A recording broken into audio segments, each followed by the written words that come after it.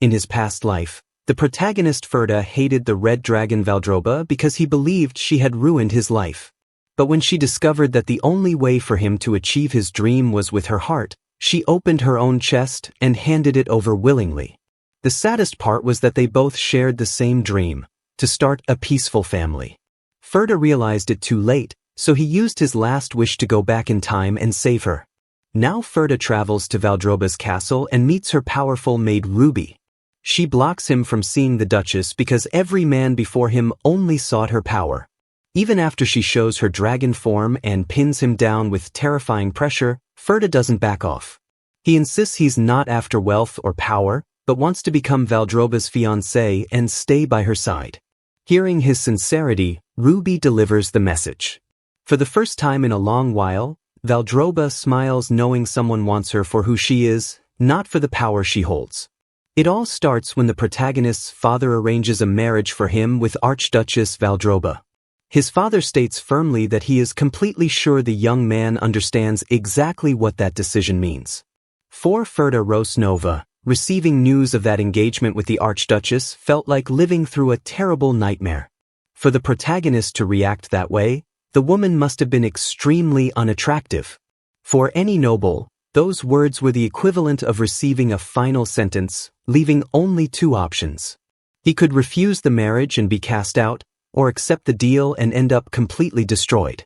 But deep down he just wanted to feel like part of that family and be accepted by them. The servants constantly mocked him for training without any talent, calling the young man sickly and pathetic. Absolutely no one took Ferda's side, but he endured all that scorn and silence. Even with everything against him, the young man kept going and tried his best every single day. He always looked at his father hoping to see some sign of pride or recognition. In the end, his greatest wish was simply to be acknowledged and valued by his own family, until one of his brothers showed up to mock him, asking if he had lost his mind by starting to train. Ferda ended up defeated and humiliated on the ground while they told him he never had the right to try to become a knight. To make matters worse, he was even called a filthy outcast. All he wanted was to be accepted by the family, but when he looked out the window he saw that reality was completely different. His father simply turned his back and walked away from the window, proving he didn't care at all. At that moment, Ferda understood that everyone there had turned their backs on him a long time ago. Back in the office, the young man gathered all his courage and informed his father that he had decided to leave the family for good. His father just looked at him with a completely cold expression, showing no reaction or the slightest bit of affection. The man accepted with total coldness, and soon after, Ferda ended up outside the mansion gates in the middle of the night. His father even warned him harshly that from that moment on he was no longer part of the Rosnova family. Ferda began to tremble with rage, remembering that his father knew perfectly well how hard he was trying. Consumed by an uncontrollable fury, his eyes gleamed with a terrifying thirst for revenge. He swore to himself that never, under any circumstances, would he forgive his father for what he had done. At that instant, a mysterious red magic circle appeared around him. Reacting to all those intense emotions, he promised to make his father regret rejecting him, awakening that very day as a mage. Ferda had just awakened his magical powers at barely 18 years old. However, the other apprentices mocked him while he lay on the ground, saying he was already too old to want to become a mage. They laughed while asking if he even had enough intelligence to understand magic. Since everyone used internal energy as a base, Ferda ignored the mockery and released an absurd amount of mana that left the boys completely terrified. A red circle appeared and he revealed that his mana was fueled solely by his hatred and his desire for revenge. With all that dark energy built up, the young man triggered a huge explosion right there. Ferda discovered that the more he hated someone, the stronger his magical power became. After reaching the sixth circle of magic thanks to his hatred, the only task left was to return to the Rosnova mansion. He used his new powers to make the servants who had humiliated him destroy each other without any mercy. After that, Ferda made his two older brothers deeply hate each other. He watched closely as they both fought until they were completely destroyed on the ground. Finally, he faced his own father, the man he hated most, who desperately begged him to end his suffering. Ferda told his father to watch closely the ruin of the proud Rosnova family that he himself had built. The man completely lost his mind witnessing that absolute nightmare right before his eyes. With that, absolutely everything related to the Rosnova family disappeared from the world. However, that completed revenge still didn't seem enough to calm his heart. Several influential and powerful people joined forces with their swords to try to stop him at any cost. They surrounded him and declared him the greatest public enemy of the entire continent, promising to bring him to justice. But he survived once more and reached the 8th circle of magic, the highest level a human being could achieve. Ferda became an archmage knowing that people still hated him and that one day they would come after him for revenge. For that reason, he needed to reach the 9th circle, the realm of a demigod, to obtain absolute power. Researching ancient books, he finally found the last ingredient needed to reach that level. Seeing the book's page, he wondered if that wasn't simply a cruel joke from fate itself. The last ingredient he so desperately needed was the heart of the red dragon, Archduchess Valdrova. The dragon spoke about how fate really enjoyed playing with people and being extremely ironic. He found it impossible to believe that the same person he was supposed to have married in the past was exactly the one now trying to take his life at this very moment. Ferda spat blood and clenched his teeth. He was visibly exhausted from the entire fight and filled with fury. The young man told the tyrant Valdrova to just accept her end and finish everything at once. The dragon replied that she knew many people called her a tyrant, but asked what the reason for all that hatred was. She explained that she had always lived isolated from everyone and never understood why humans hated her so much. Ferda confronted her with a look full of rage, asking if she really believed she had never done anything wrong. Then he shouted that her obsession with finding a husband was the reason he was cast out of his own family. The creature asked in confusion if all of that was really her fault, and he confirmed it with absolute certainty. The young man complained that a wild dragon's ambition to get a human partner ended up destroying his life. After listening to the whole explanation, the creature just said she finally understood what had happened. Hearing that calm response, Ferda began to suspect without understanding what had just happened, but he decided to ignore it because that pause gave him enough time to gather his mana. Then the dragon prepared to attack and launched one of her claws at the protagonist. Surprised, Ferda tried to defend himself using his magic barrier. A devastating blow hit him square on, and blood began to run down the protagonist's face, but to his surprise it was the dragon's blood as she started opening her own chest with her claws. Ferda was completely horrified and confused, not understanding why she was doing that to herself. Afterward, the creature asked if his magic really needed a dragon's heart to work. Desperate, he realized she wanted to tear open her own chest and shouted for her to stop immediately. Little by little, the dragon continued opening her chest. Ferda raced against time to stop her, because that heart was his only chance to evolve his magic. He cast a spell to try to stop her. The attack hit right in the center and the huge dragon began to stagger backward from the blow. Ferda screamed in desperation as he saw her claws still squeezing her chest area. When the dragon fell to the ground, the young man desperately wondered what had happened to the precious heart. He focused his gaze and noticed the reflection of an intense golden glow in his own eyes. To Ferda's relief, the precious dragon heart lay completely intact before him. The creature calmly told him to take the heart, leaving the young man totally confused by that action. He wondered why she would do something like that when she could have just tried to defeat him in battle. She revealed she did it solely because she understood that her own existence had brought suffering to his life. The poor dragoness really was pitiful. The dragon began to recall her entire lonely and painful past in the deepest darkness. Valdrova confessed that she had always hated herself and also the violent blood that ran through her veins. She deeply despised the uncontrollable urge to cause destruction for no reason. That monstrous, out-of-control version of herself was something she couldn't bear to face. In the past, whenever she took her human form, her presence caused fear and chaos wherever she went. She knew perfectly well that her mere existence was enough to fill everyone around her with terror. She regretted ever dreaming of happiness, knowing that that naive wish ended up making many people suffer. A sincere tear began to fall from the huge eye of the defeated dragon in the middle of the darkness. Since everyone had suffered because of her, she hoped he could find happiness through her sacrifice. With that, the gigantic creature finally disappeared and fell lifeless onto the dark ground. Ferda felt a strange pressure in his chest and wondered what kind of feeling that was. The young man grew quite annoyed realizing that such a longed-for victory was leaving such a bitter taste. He shouted in frustration that the dragon had tried to confuse his mind right up to her last breath. Ferda tried to focus on his true goal, remembering that the ninth circle was right in front of him. Then he raised the glowing dragon's heart to finally obtain absolute power. Ferda thought that if he could absorb all that power at once, he could finally surpass the limits of humanity and be reborn in that world as a powerful and feared demigod. A gigantic explosion of light and dust violently consumed the entire area.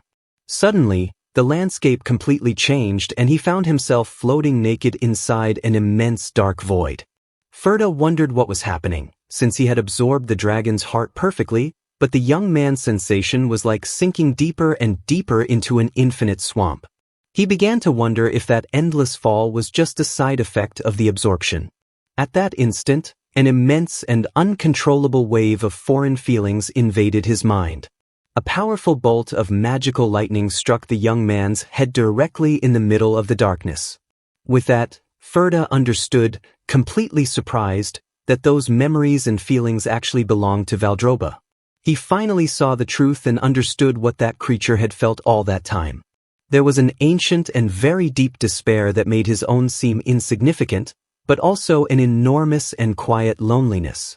Ferda understood that all the rage and hatred that had fueled his journey to take her life were painfully small, and he wondered through tears what he had really just done. The young man began to ask himself what he had truly wanted so badly. To become an archmage, to take revenge, or to turn into a demigod. At that moment he remembered when he was just a little child drawing alone at a table. He understood that the answer to that question had always been a resounding no. All he wanted was to draw his whole family together on a piece of paper and be accepted by them. His one true desire was always to have a simple family and live in peace. Remembering Valdrova's human form, he wondered with immense sadness if she shared that exact same simple dream that he had. The mage realized that his entire pursuit of power and revenge had absolutely no meaning. The dragoness had already disappeared by his own hands, making his greatest achievement feel completely hollow. Sincere tears full of regret began to fall down the young mage's face. Then he remembered that the only magic a ninth circle mage could cast was the wish spell.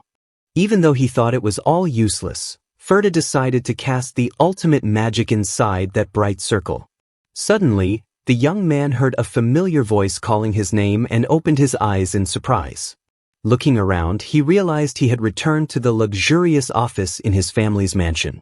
In front of him was his father, Irenbel Rosnova, scolding him for getting distracted while they were both talking. Ferda remembered that man had lost his mind before dying and began to suspect exactly what day it was. His father repeated the same words, saying that his arranged marriage with Archduchess Valdrova had already been decided. Then he added that he was completely sure the young man understood very well what that decision meant. His father began to warn him that if he decided to reject the engagement with the Archduchess, the Rosnova family would take action. Ferda stepped forward and realized, completely surprised, that he had actually managed to travel to the past. He interrupted the man decisively and stated with total firmness that he understood the entire situation perfectly. Ferda swore that this time he would not run away and officially announced that he accepted the engagement with Archduchess Valdrova. The second son of the family, Yukin Rosnova, was completely shocked to learn that his brother had accepted the engagement. Yukin asked the servant if he had heard correctly, because his brother was not the type of person who would willingly walk toward his own ruin. The butler explained that Ferda was about to leave, but that he had dismissed all the servants and locked himself in his own room. Yukin smiled maliciously and decided to go visit his younger brother to mock his desperate face. Meanwhile, inside his room, Ferda was calmly pacing back and forth. Suddenly, Yukin kicked the door open, shouting and angrily asking why he hadn't left yet. But when he looked inside the room, the older brother showed an expression of absolute surprise and amazement. He was stunned to see the younger one dressing calmly, since he was sure he would find him crying in fear. Ferda looked at him calmly and questioned his brother's lack of manners for entering without knocking. Noticing that Yukon was still surprised because he was dressing himself, Ferda explained that he had dismissed the servants to get used to not depending on anyone. Yukon suspected such a sudden change and asked if he really understood what the engagement meant. Ferda answered with absolute calm that he understood perfectly. Basically, it meant being cast out of the family. Yukon let out a nervous laugh and said he was actually going to destroy his own life, asking if he knew why it was always empty. With an extremely cold and determined expression, Ferda simply replied that he knew the whole story perfectly. In the past, Valdrova's first fiancé was the third prince of the empire. He was the perfect man thanks to his intelligence and beauty, and had even rejected the throne to accept that engagement. However, just one day after arriving at the territory to marry the dragoness, he appeared in a miserable state with his eyes completely motionless. He had been crushed brutally to the brink of death on the ground. He pointed at Ferda and asked if he really believed he would survive something that even the prince couldn't withstand. Then he shrugged and said he didn't plan to stop a fool who wanted to walk straight into the dragon's jaws, but his brother threatened him, warning that he shouldn't even think about escaping, because he himself would cut off Ferda's head before Valdrova could do it. Ferda looked at him with contempt and coldly replied that his older brother should learn to control his temper better. Then he threw it in his face that everyone already knew about the looks he gave his older brother's wife. The brother tried to lunge at him full of hatred, but Ferda mockingly warned him that he would have to hold back his urge to hit him. He smiled and commented that his face was too valuable at that moment to allow any blows, saying that the journey to the dragon's territory would be long. Ferda said goodbye calmly and walked toward the carriage. The old middle-aged butler began to sob uncontrollably into a handkerchief during the young man's departure. Through tears, the servant said it had been a true honor to serve the young master all those years. Ferda knew that was a lie, because if it had truly been an honor, he would never have poisoned his food. Then he remembered that during his childhood he thought he was naturally weak, not knowing that not even the servants were on his side. Just recalling that dark time, the young man felt deep disgust and a strong urge to strangle the butler. However, he simply placed a hand on the servant's shoulder and thanked him for all his work over so many years. He commented with irony that surely it hadn't been easy to put up with him for so long. Leaving the butler completely tense from that comment, Ferda asked him to take good care of his former family during his absence and finally climbed into the carriage to sit inside. He realized that his mind was at peace, perhaps because he had already taken revenge on everyone in another life. He leaned his head back and silently watched all the beautiful nature passing by outside the window. Ferda felt that all that uncontrollable fury and that insatiable thirst for revenge had disappeared from his chest forever. The young man reflected that the red magic based on hatred he used to wield acted almost like a drug. At first it was very exciting, but as his body developed resistance, that power slipped completely out of his control. When madness took over his body, everything around him seemed extremely exciting and euphoric. But now, Ferda knew perfectly well that he no longer wanted to live such a destructive and empty life as before. For him, experiencing that feeling of peace and tranquility after so long was proving quite pleasant. Suddenly, the journey came to an end and the coachman announced in a terrified voice that they had finally arrived. A wooden sign in the middle of the forest warned that the Archduchess's territory began there and that entry was strictly forbidden. The young man stepped down from the carriage and sat calmly on his travel trunk to wait. The coachman quickly drove off, shouting from a distance that he hoped the young master would stay safe. Ferda thought it was better not to be watched, though he calculated he would have to use simple fourth circle spells if any wild beast appeared. At that moment, the wind blew harder and swept up several leaves, immediately grabbing the young man's attention. Ferda directed his gaze toward the forest and made out the mysterious silhouette of a girl hidden among the plants. The young woman dressed in a maid uniform approached and formally introduced herself as Ruri, the faithful servant of Valdrova. Then she asked if he was the young Ferda Rosnova and the boy calmly confirmed his identity. Ruri made a gesture with her hand indicating that she would accompany him and guide him along the path to the castle. The inhabitants of the Archon Empire took pride in their supposed absolute power, ignoring the flaws of their own nation. At the eastern end of the continent lay the dangerous Demon Lands, a place full of monsters impossible to tame. However, it was the fearsome red dragon Valdrova who managed to stop the advance of those beasts and control the entire frontier. Ferda thought it was unfair that she had such a bad reputation, since she had built the only line of defense to protect that dangerous place. As several wolves surrounded them in the forest, he remembered that people constantly invented rumors saying she was building an army of beasts. However, all those lying cowards would never have the courage to say something like that in front of the huge dragon. Noticing the young man's concern about the monsters around them, Ruri turned and told him not to worry. She used a slight protection or healing magic and assured him the beasts would not attack them recklessly as long as he stayed by her side. He asked how long it would take to get there on foot, and she replied it would be 2 hours, which made him wonder how she had gotten there so fast. With complete naturalness, Ruri said that if she had traveled alone and decided to fly, the trip would only have taken 10 seconds. Ferda understood that, as he had suspected, she was no ordinary maid. Ruri was a powerful dragon descendant with innate physical strength and magic, hiding her horns and tail from humans. Knowing that, the young man firmly planted his wooden staff on the ground in a very determined way. He proposed they fly to the lair, but she replied by asking if she would have to carry him in her arms the whole way. The young man said he could handle the flight without any problem, but Ruri directly answered that she simply didn't want to carry him. The two ended up walking in complete silence along the path through the thick forest. He suggested resting a bit, but she told him to keep walking because her mistress was already waiting for his arrival. Ferda made a discouraged expression upon realizing he would have to endure the entire walk while exhausted. The young man thought to himself that the path to marriage really never was a simple task. After walking for a long time, the maid finally called out to the huge castle gate of the territory. She announced loudly to her mistress that her fiancé had just arrived. Ferda felt an absurd pressure coming from inside and was amazed by the dragon's immense presence. Ruby told him to wait there while she went inside to deliver the message, but the young man proposed speaking face to face.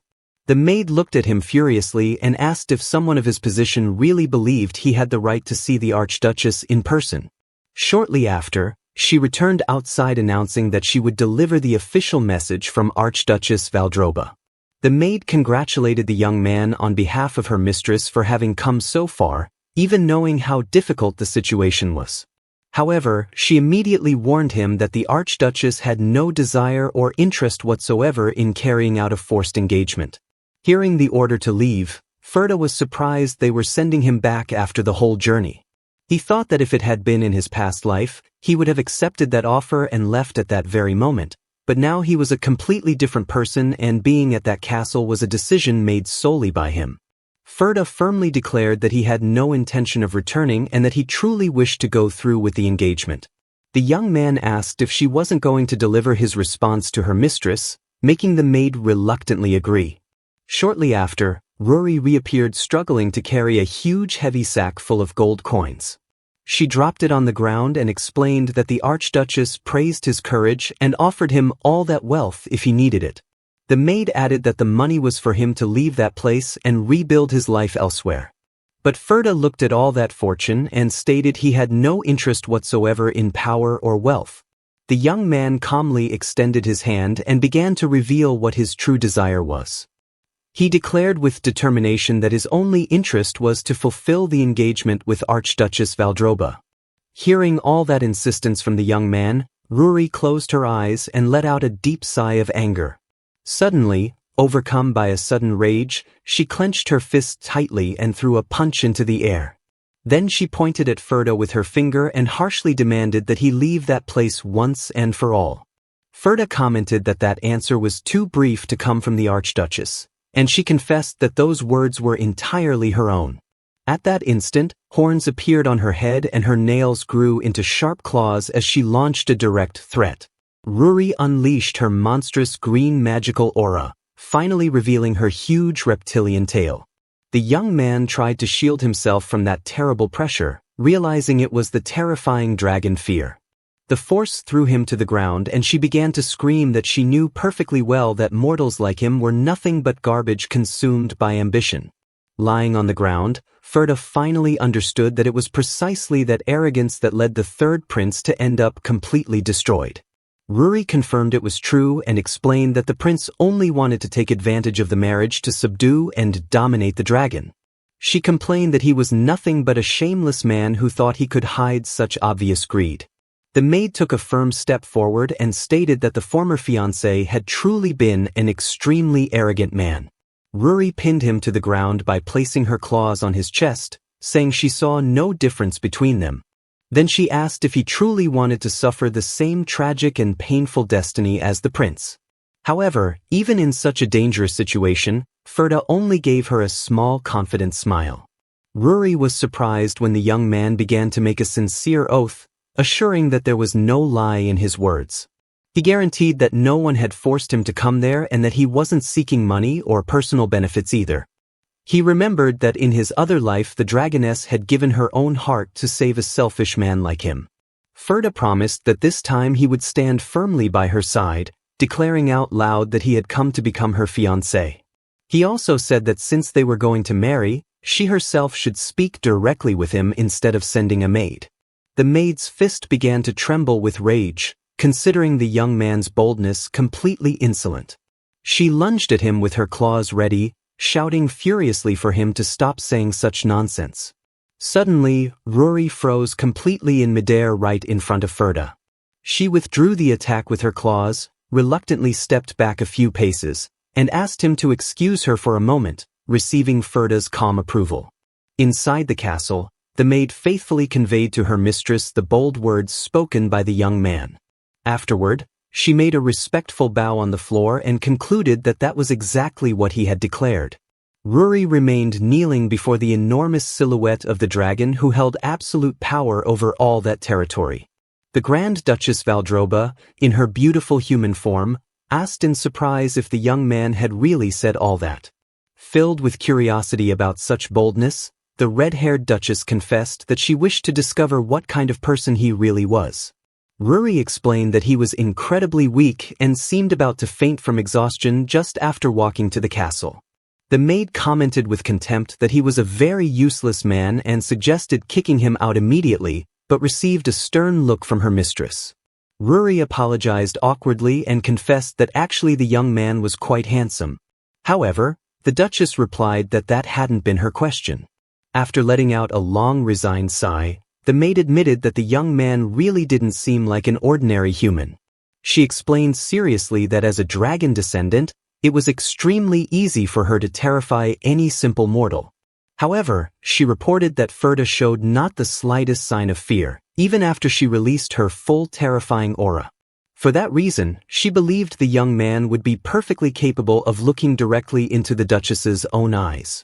Suddenly, Valdrova let out a soft and mysterious laugh that completely surprised the maid. The duchess commented with a satisfied smile that she liked that attitude very much. The young man was very happy to know that at last there existed a human being capable of holding her gaze directly. She was also glad to understand that they could finally talk and see each other face to face in a completely normal way. Ruri repeated those words with considerable surprise, finding it very strange that her mistress wished to act so normally. The duchess confirmed it affectionately while the maid simply accepted the orders in absolute silence. Ruri returned outside and informed Ferda that her mistress had decided to go through with the engagement. Then she told him she would guide him to the guest room where he would be staying. Entering the luxurious room, Ferda observed with surprise that the place was much cleaner and better maintained than he had imagined. He asked who was in charge of the cleaning and Ruri answered with pride that besides the dragon, she was the only person living in the entire castle. Then she stated harshly that she was her mistress's only maid, coldly calling the young man a mere guest. Ferda found it strange that she called him that, but she replied that since the marriage hadn't taken place yet, he was just a guest. The young man compared her to a very protective guard dog and decided to ask when the engagement ceremony would finally take place. Ruri explained that the event would be simple and low-key and would take place within a month at the dragon's own lair. Ferda listened carefully to all the servants' explanations and calmly accepted every detail of the event. The young man grew quite thoughtful as he reflected that he only had a month before the official wedding date. The maid stared at him with her arms crossed, maintaining a completely watchful and distrustful attitude toward him. She warned him that no one was going to give him anything for free and that deadline would serve to prove his true worth. Ruby pointed her finger and demanded that in 30 days he manage to earn a position worthy of being the partner of such a grand existence. The young man was surprised to hear that he would have to prove he possessed the necessary qualities to become her fiancée. Ferda made a resigned gesture and thought to himself that actually getting married was turning out to be a very complicated task. He asked if that demand was the Duchess's wish, but Ruri confessed it was a completely personal decision.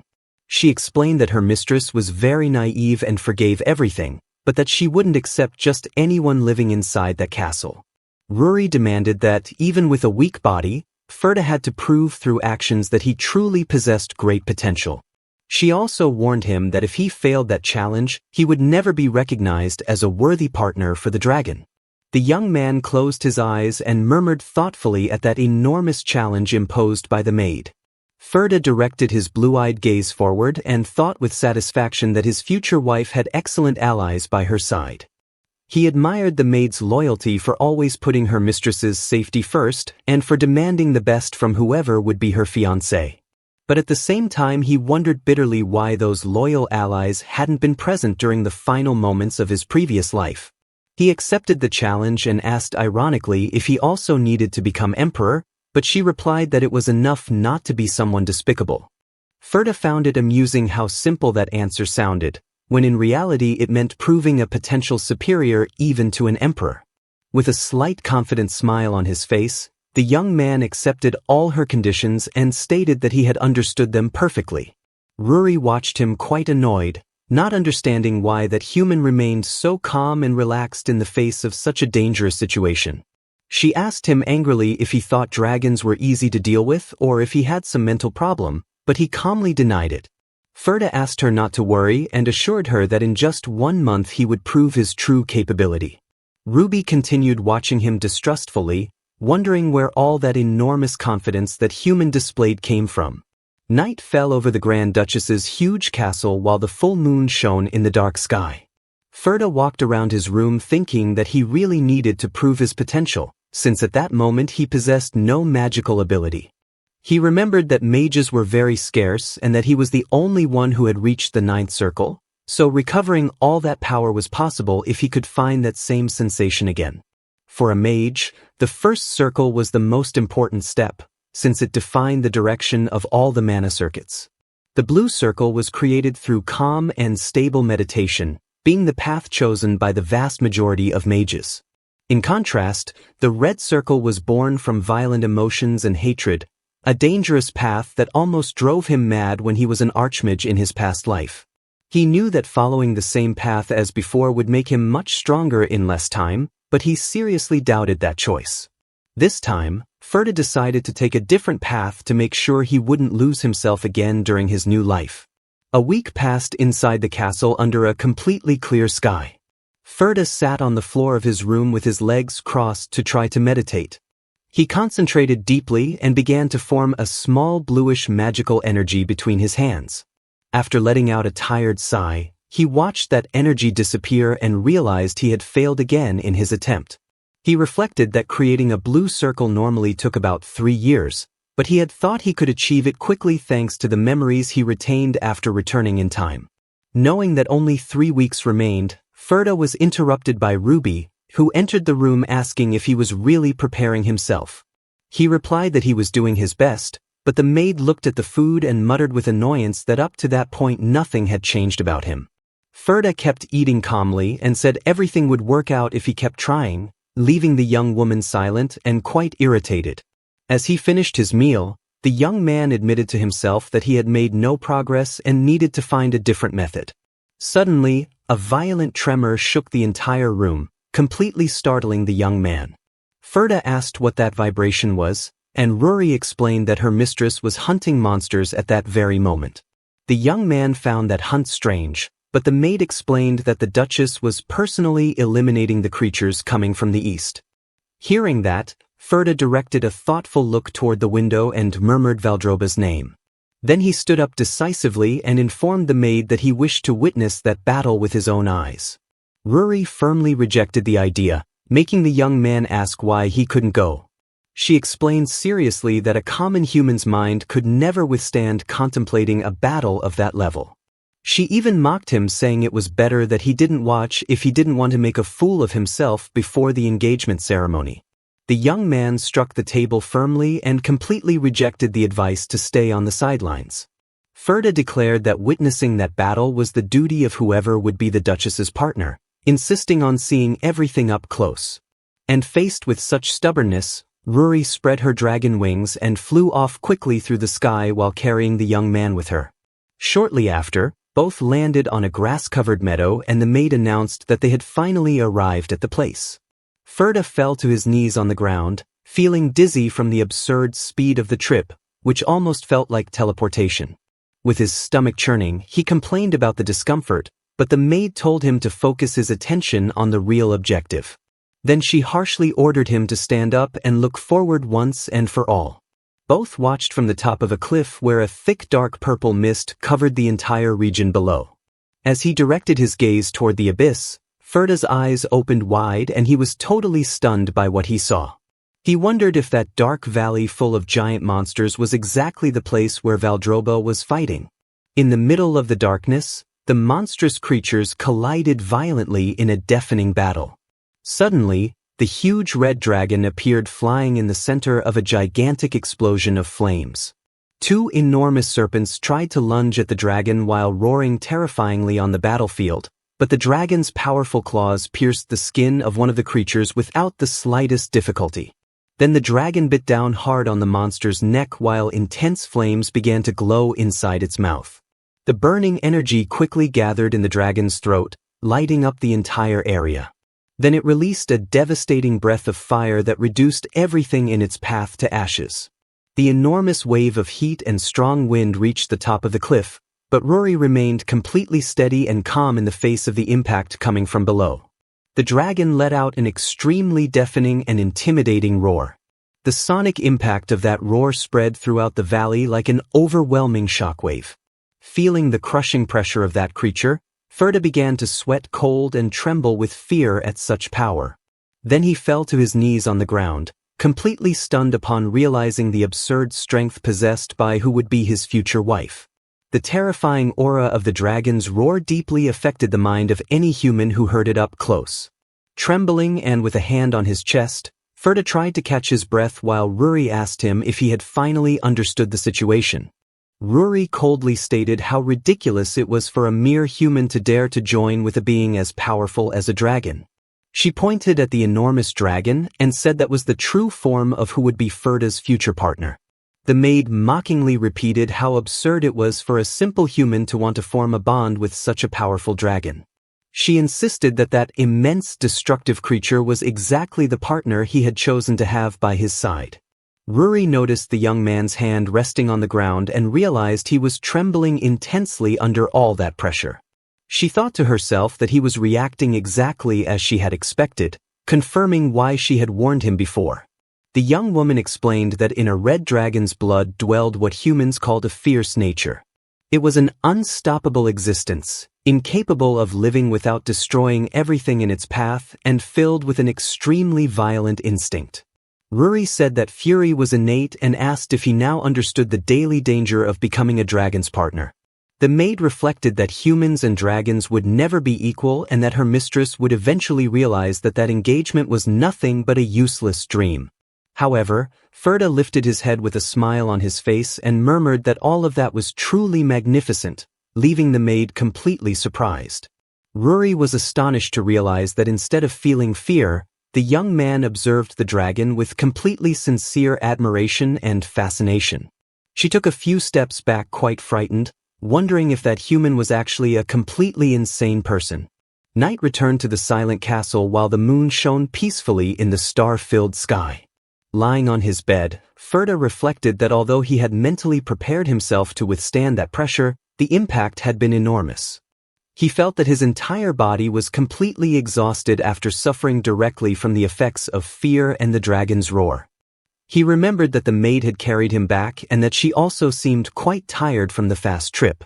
He thought it was a real miracle that his mind had come out intact from that experience and understood that he had to concentrate so as not to waste the whole day without making progress. The young man began to wonder why he had decided to go observe that dangerous battle in the first place, remembering in detail all the impressive scenes he had witnessed in the valley that day. Suddenly, Ferda had a sudden inspiration and opened his eyes with a huge revelation. Although that scene had been terrifying, he understood that deep down he wished to keep observing his future wife up close. He reflected that she hid her true form in the eastern frontier while crushing and tearing apart terrible monsters. He understood that she did all of that solely to protect with all her strength what she loved most in the world. For Ferda, that determination represented the path of a noble knight who had voluntarily chosen a life full of suffering. He opened his arms, felt a gentle breeze, and thought about how truly admirable her attitude was. The young man smiled slightly and reflected on the enormous meaning of someone so extraordinary having agreed to stay by his side. At that moment, an intense red energy began to concentrate in his hands, making him realize with surprise that it was the red circle. Desperate, he tried to contain that energy because he knew he couldn't repeat the same mistakes from the past and needed to reject that power. However, looking more closely at the flow of that red mana, he grew intrigued by what he saw inside it. The image of the imposing warrior in red armor returned with full force to his thoughts. Ferda felt his heart beat strongly as he concentrated his entire mind on the imposing image of Valdrova. He realized that the more he remembered that battle, the clearer his magical circuits became, accompanied by a feeling that was neither hatred nor revenge. Sitting in meditation in front of that energy, he tried to discover what that mysterious emotion was before it disappeared completely. The young man focused all his attention on that feeling and began to compress and rapidly spin the magical energy between his hands. He maintained absolute concentration while the red mana shone intensely and took shape around his body. Ferda gathered all his willpower with the goal of creating a single powerful magic circle. He finally managed to form it successfully and smiled upon realizing that this time that energy was completely different from before. With a firm look, the young man promised himself that the same mistakes from the past would never repeat themselves in this new life. The next day, Rory entered the room and was completely surprised as she asked if he had really managed to activate his magical circuits in a single night. Ferda praised her observation skills while the servant insisted on knowing how he had achieved a feat that was normally impossible. He replied proudly that he had done it because he was not an ordinary person and asked her what she thought of his rapid progress. Ruby reluctantly admitted that he had met the requirements, but the young man acknowledged that he still had a long way to go. He put away his napkin while maintaining a very serious and focused expression regarding the next steps he needed to take. Ferda asked if there was any nearby place where he could train, and the scene shifted to a field with several practice targets. One of the straw dummies was quickly placed in the middle of the sandy terrain.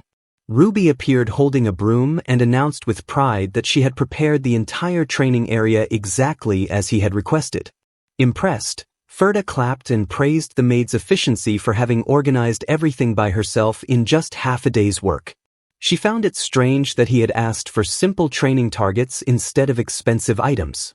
Then the young man explained that he needed to train precise control of his mana. The young woman seemed confused and commented that for dragons that concern about controlling energy was as simple as practicing breathing. Ferda joked that other humans would consider that savage, but Rory proudly reminded him that she too was a dragon descendant. Ferda remained watching her in silence for a few moments, maintaining a calm and thoughtful expression after hearing her response. He thought that those born with natural power would never understand the effort humans made, but he still invited the maid to observe his simple control training. He knew that the basis of mana control was stability, which normally corresponded to the classic path of the blue circle. However, the circle he had decided to awaken this time was a red circle, which completely changed the rules. He needed to stir his emotions and at the same time keep them under control, because overcoming that contradiction was what would finally unleash his true power. In the past, it took him a full year to extract mana from that current of hatred and another year to condense it into a sphere. All that painful effort from his previous life had been necessary to successfully create his mana projectile again. However, thanks to all the accumulated experience, now he only needed 2 minutes to form exactly the same sphere. Ruri watched everything completely surprised and wondered how he had managed to perfectly control his mana and create a stable sphere on his first attempt.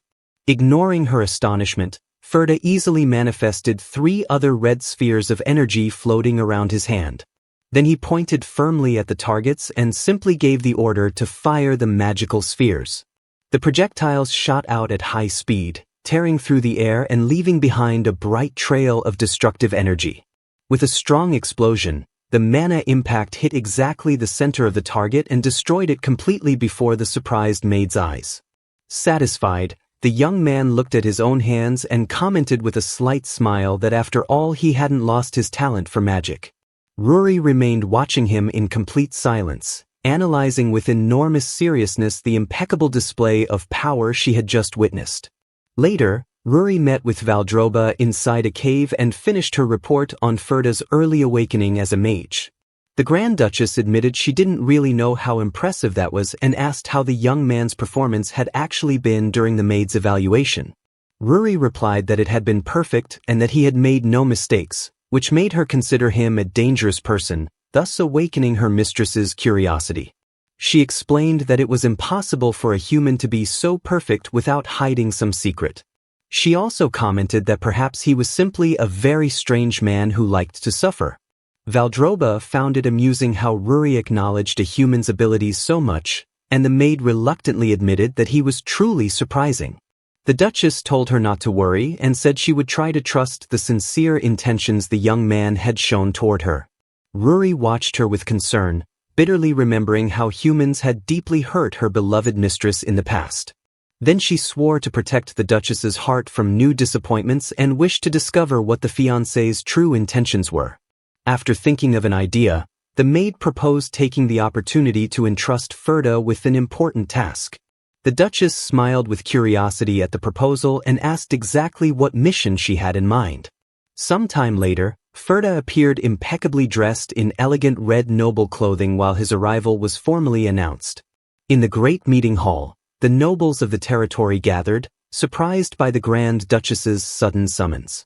Some lords complained about that meeting due to the constant danger of monsters, but soon began commenting on the imminent arrival of her new fiancé. One of them was surprised to learn that someone had actually accepted that absurd proposal and asked who that fool could be. The nobles began to whisper cruel rumors saying he was just a weak young man who didn't even know how to use a sword despite belonging to a noble family. Seated at the head of the table, an elderly leader mocked the whole situation, stating that the young man wouldn't last long and that there was no reason to worry. The influential Count Oliveira assured that the fiancé would surely end up destroyed by the Duchess herself. At that very moment, the huge doors swung wide open with the official announcement of the fiancé's arrival. Maintaining an extremely elegant posture and a calm gaze, Ferda entered the hall, closely followed by the maid Ruri. Before that happened, the young man was quietly reading in the library and asked if it was really necessary to meet with the feudal lords. Ruri explained that it was essential and asked if he knew the reason why his mistress held the imposing title of Grand Duchess. He remembered that it had been Valdrova herself who in the past had personally eliminated the terrible black dragon Gadwin. Thanks to that great feat she obtained those lands. However, since she now devoted all her time to hunting monsters, her fiancé had to govern the region in her place. In short, the Duchess handled the external threats, while he had to manage all the internal affairs of the territory. Farah understood that she was testing his leadership ability and accepted the challenge of presenting himself before all the lords. Back at the meeting, the young man formally introduced himself as the future partner of the Grand Duchess and took the floor before the council. Without showing the slightest doubt, he coldly observed everyone and directly asked how they wished to be treated by him. That question took the lords by surprise, who understood from the first moment that the young man would not be an easy target to control. The old count smiled slightly and responded diplomatically that all those present were lords who faithfully served under the Duchess's protection. He stated that it was fair to show respect to his mistress's future fiancée, but made it clear that there were certain conditions that had to be discussed. The old man asserted his authority in front of everyone, reminding them that they had already sworn loyalty to the empire long before the young man was born. Then he suggested with irony that it was the fiancée who should show proper courtesy and respect toward all their long experience. Ferda listened calmly and then firmly asked if that was his final answer on how they wanted to be treated. He raised his cold and severe gaze, demanding that they simply answer his question directly. Pressured by the young man's presence, the old count swallowed, and full of nerves he ended up accepting that the fiancée had the right to speak to them with authority. Ferda continued saying that even after the marriage nothing would change directly, since the governance of each territory would remain in the hands of their respective lords. One of the nobles stood up, struck the table hard, and shouted full of rage, asking if the young man was implying that they robbed and exploited their own people. With total irony, Ferda raised a hand and apologized very sarcastically, saying it had only been a small slip of the tongue. The noble, completely irritated, responded mockingly and stated that he now perfectly understood the reason why the young man had been cast out by his own family. He pointed his finger at him and declared that he was nothing but a failed first circle mage. Then he demanded respect, reminding him that he was a far superior fourth circle mage. Ferda merely murmured calmly that a fourth circle mage was quite acceptable, showing no concern whatsoever for that threat. The opponent completely lost his patience and, clenching his teeth, asked what the young man had just said. He began to shout that fourth circle mages were treated as true authorities and that his position was defined solely by his enormous magical ability. Furious at being belittled by someone from the first circle, he began to gather all his magical energy with the intention of teaching him some respect. Faced with the start of the aggression, Ferda raised a hand with total calm and commented that he had an interesting proposal for his rival. He suggested that to verify the abilities of a mere first circle mage, they settle the matter with a duel right there. The scene shifted to a combat arena where the nobles commented that the outcome of a fight between a first circle mage and a fourth circle mage was more than obvious. In silence, Ruri just watched the whole situation, while other nobles wondered if Teselos would show any compassion toward young Ferda during the fight. The wind blew over the enormous stone arena as both rivals took their positions in front of all the spectators. With his hands in his pockets and a completely relaxed posture, Ferda directly asked what spell his rival planned to use. Teselos felt offended by that question and complained angrily that it was extremely discourteous to demand that information before the fight. He smiled with contempt and mocked, saying the young man must be dying of fear, offering him the chance to withdraw right then. Then, Teselos proudly announced that he would use the powerful fourth circle magic called Magical Explosion to finish him off. The spectators were surprised to hear the name of that devastating technique and began to murmur with concern, wondering if the young man would even manage to survive.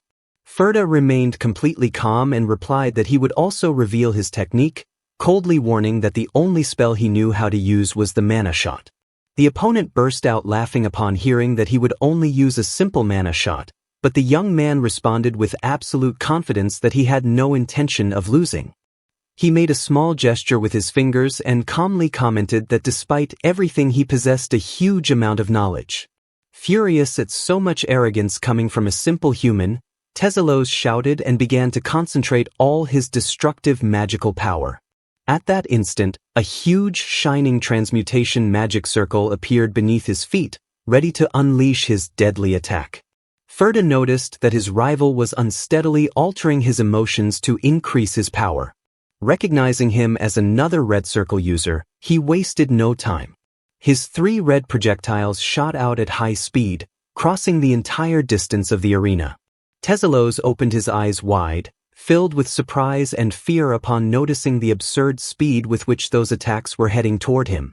While controlling the energy with extreme precision, Ferda coldly warned that this confrontation was already completely decided. The beams of red light hit exactly in the center and pierced through his rival's defensive spell with impeccable precision. Teselos fell into despair upon seeing his powerful magic destroyed before he could finish casting it. Suddenly he realized that the young man's attacks had never been intended to hit his body directly. He was completely surprised to realize that Ferda had aimed specifically at the weak points of his transmutation circle to break it entirely. The shockwave from the magical rupture threw him backward. He couldn't believe that such a feat had been performed by a first circle mage. Filled with panic, he acknowledged that destroying an active magic circle was an absurdly high-level technique that even he couldn't execute. The man fell, bracing one hand on the stone floor of the arena that trembled while he was covered in the remnants of his destroyed mana. He ended up kneeling, completely exhausted and trembling, with no strength to continue the fight. After his magic flow was interrupted, he began to sweat cold and breathe with enormous difficulty. Teselos murmured in disbelief that he had just lost the fight. Ferda walked slowly toward the defeated rival and with total calm asked if he finally admitted his defeat. The man lifted his gaze with tear-filled eyes and stammered, unable to find words in the face of such humiliation. Instead of hurling insults, he confessed sincerely that deep down what he had most desired in his entire life was to become a stronger warrior. He lowered his head until it touched the ground and officially acknowledged his total defeat, assuring that he would do anything to obtain true power. The nobles began to murmur, completely surprised by the defeat of a fourth circle mage. But Ruri threatened to tear out the eyes of anyone who doubted Ferda's clean victory. Teselos shook the young man's hand with enormous respect, praising his mastery of magic and celebrating that the Eastern military force was in such good hands. The man smiled happily upon feeling that someone so strong recognized his worth and commented that having been expelled from the capital ended up being a great blessing. Ferda found the mention of the capital strange and asked his name, discovering that the mage was called Teselos Walter. Hearing that name, the young archmage felt a strong memory cross his mind and murmured thoughtfully that he finally remembered who that man was. With an intense look, Ferda surprised Teselos by revealing that in his other life he had been his great benefactor. The man was completely confused by that revelation, but was interrupted when the young man gently placed the tip of his finger on the center of his forehead. With a serious and focused expression, Ferda pointed with his finger again and whispered the command to fire his mana shot spell. Teselos took the point-blank impact and was violently thrown backward by the enormous power of Ferda's attack. The nobles watching the duel stood frozen with their mouths open at the shocking scene. Teselos fell lifeless and covered in blood on the arena floor, while the young man observed him from above with absolute coldness. Ferda thought he couldn't leave him alive, because in the future that man would end up causing great sorrow to his future wife. Under the absolute silence of the arena, he began to walk away from the defeated lord's body without showing the slightest remorse. At that moment, all the nobles present could only think of Ferda's name with absolute fear. The feudal lords began to tremble and whisper among themselves, terrified to realize that the young man had just taken a noble's life. They commented completely surprised that the duel was already over and that the young man had committed a cowardly act before they could intervene. However, none of those frightened nobles had the courage needed to step forward and confront him. The young man looked at the terrified crowd and ironically asked why everyone was so tense and motionless. Ferda stated that that man deserved that fate and that leaving him alive would only bring suffering to the Duchess, leaving the old count completely stunned. The count asked how he could claim something like that if it was the first time he had met Teselos and the other lords. With a mysterious smile, the young man calmly replied that his future wife wholeheartedly wished for humans to live happily. He explained that although she was a dragon, she fought to protect humanity and that Teselos's actions went against that will. The young man added that that would happen in the very distant future and for that reason he couldn't prove it at that moment, leaving all the nobles completely confused. They thought he was completely insane for killing someone because of a crime that hadn't even happened yet. But Ferda warned them that the rest's opinion didn't matter to him at all. Later, the royal carriage sped along the dirt road under an orange sky. Inside the vehicle, the young man curled his body and held his head in strong pain, letting out a groan of pure suffering. He complained that everything was spinning and that at that moment he felt extremely unwell.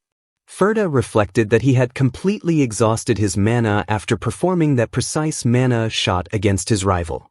To make things worse, he was also suffering from severe nausea caused by the carriage's movement. While deeply missing the magical vehicles of the future, Ruri commented sarcastically with a bright gleam in her eyes that it had been a great idea to eliminate the Duchess's most loyal lord at his first meeting. The young man asked if she was talking about Teselos, and the maid confirmed that even though it didn't seem that way, he was truly very loyal to her mistress. Ferda grew a bit worried hearing that and decided to ask if that lord was truly a fair and honest man. Ruri explained that he was half honest and half corrupt, which was already the best you could find in that place, because the other nobles were a complete disaster. Still, the young man assured that the engagement would proceed normally, since the reason for eliminating Teselos was completely justified.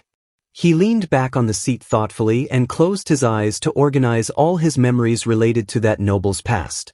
Looking at the sack where the defeated lord's head was stored, Farah tried to recover every detail from his memory. He remembered that precisely at that moment Teselos must have been committing a very serious crime within his lands. Upon arriving at the deceased noble's castle, the head butler made a respectful bow to welcome the Duchess's envoys. The butler informed them that his lord was not there, but Ferda responded with complete naturalness that the noble was actually already dead. Without wasting time, Ruri threw the heavy sack directly into the bewildered butler's arms and told him to hold it for the moment. Then she calmly ordered him to hang the sack's contents in a very visible place above the lord's castle gate. The butler opened the sack and fell into a state of absolute panic upon recognizing with horror that the head inside belonged to his deceased master. Ignoring the servant's desperation, Ferda and Ruri entered Teselos's luxurious room to look for secret evidence. Ruby warned him that they needed to find evidence of corruption, but Ferda reminded her that she herself had helped him by collecting the head from the corpse. She threatened to return the head and cancel the engagement, but the young man replied that he had just found a secret passageway under the bed. He began to run his hands over the wooden floor while searching for some hidden mechanism that could open the secret entrance. Seeing that the young man was taking too long, Ruri approached with authority and ordered him to move aside immediately. She planted herself firmly, concentrated all her enormous physical strength into her closed fist, and threw a powerful punch. With that overwhelming force, she completely destroyed the wooden floor, opening a huge hole. Ruri dusted off her hands and calmly commented that the passageway was now open and ready to enter. The two began to slowly descend a dark and cold stone staircase that led directly to the basement. Ferda and Ruby covered their noses, horrified by the unbearable stench of blood and decay that filled the entire underground place. There they found a secret laboratory full of surgical instruments and mutilated corpses of humans and monsters mixed together. That was Teselos's experimentation lab, a necromancer follower of the Demon King who used forbidden dark magic. Ferda watched in horror as a soldier from the territory lay chained up and realized that the noble was cooking monster organs into human bodies. Ruri felt enormous rage upon realizing that that psychopath had practically been begging to be eliminated. She angrily stated that humans were not trustworthy, though she admitted that that betrayal completely justified the noble's execution. However, she looked at Ferda with suspicion and asked how he knew about the existence of such a secret place. Without answering, the young man fixed his bright blue eyes on some documents and whispered with satisfaction that he had finally found what he was looking for. The document revealed the secret and nameless masterpiece of Teselos, the method for cultivating infinite mana. In the notes, Teselos explained that monsters produced mana constantly and infinitely within their bodies. However, that energy was impure and dark, so it normally couldn't be used for anything useful.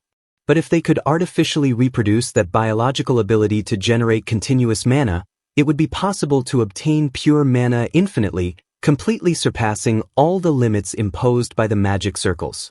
In those notes, Teselos laughed evilly as he planned to use an army of undead to destroy the nobles who had exiled him to the dragon's lands.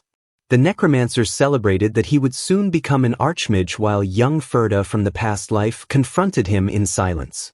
At that time, Ferda had also thought of using that valuable technique to fulfill his own revenge. In the end, the secret technique for cultivating mana fell back into his hands in this new life. Just as had happened before, he knew that studying that method would allow him to reach the 8th circle much faster, but he remained thoughtful and hesitated before making a decision. Ruri commented that he was as ambitious as any other human and said that no one would find out anything if he decided to keep those documents. With irony, she congratulated the young man for finding such a valuable opportunity to obtain the power that humans so desperately desired. But to the maid's surprise, Ferda handed her the manuscript and firmly rejected the idea of keeping it. The young man placed the documents in Ruby's hands and coldly ordered her to destroy absolutely everything inside the laboratory. She was completely surprised and asked if he was serious, unable to understand how a mage could reject such valuable knowledge.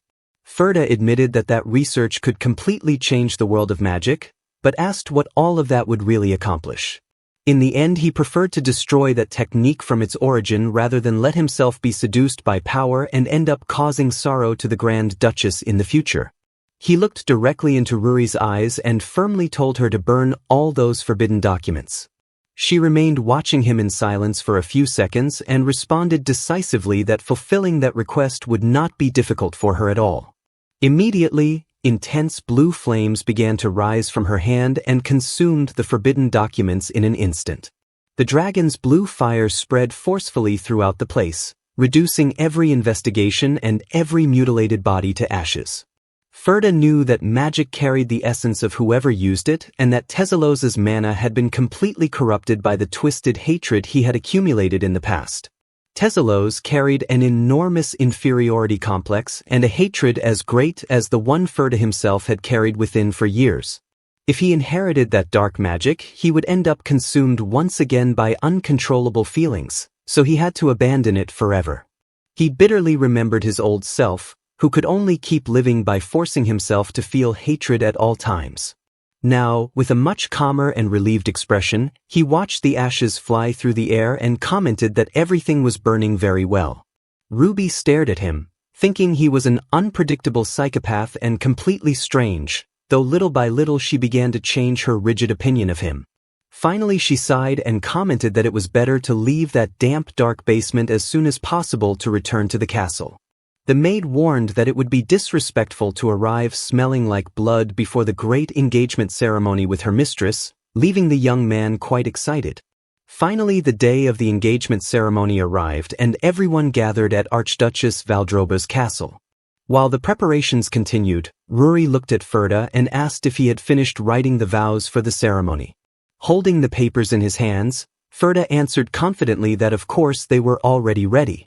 Holding a ceremony with vows personally written by each one was very romantic on the Archduchess's part. However, Ruri, with a disappointed expression, commented that was only a polite way of saying it and that it was absurd to hold an engagement ceremony in a place worse than a stable. Hearing those words, Ferda just watched her in silence. Deep down he thought she seemed worried. Although she wasn't especially excited about the engagement, she still wished for Valdrova's happiness.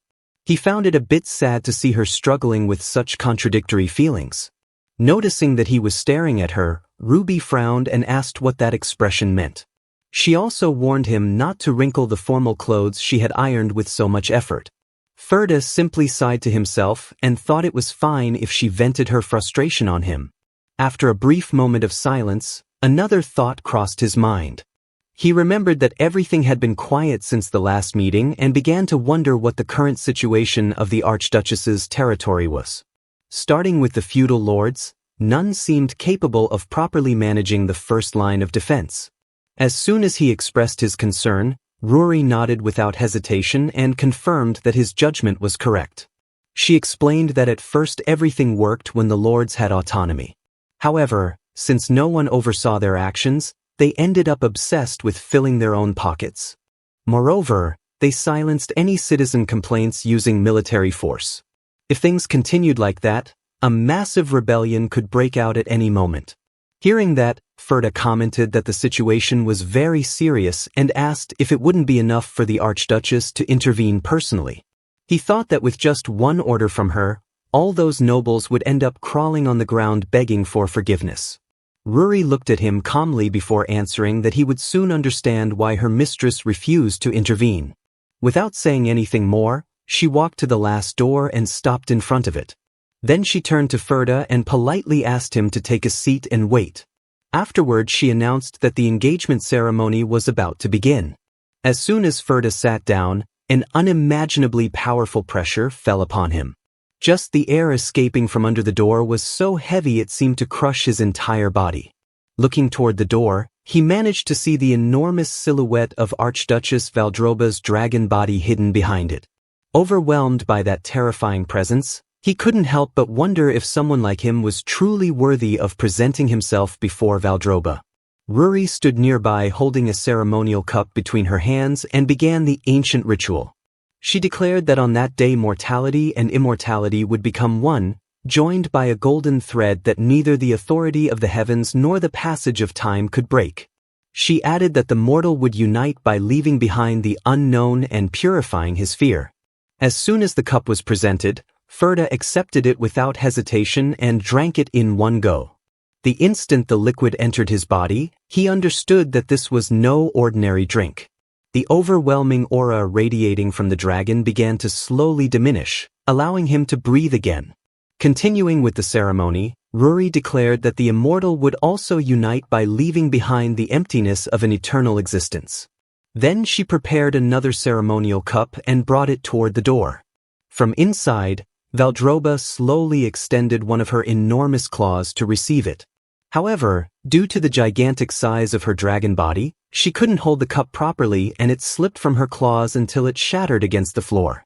Seeing the drink spilled on the ground, Ruri let out a small sigh and calmly said they would have to start all over from the beginning.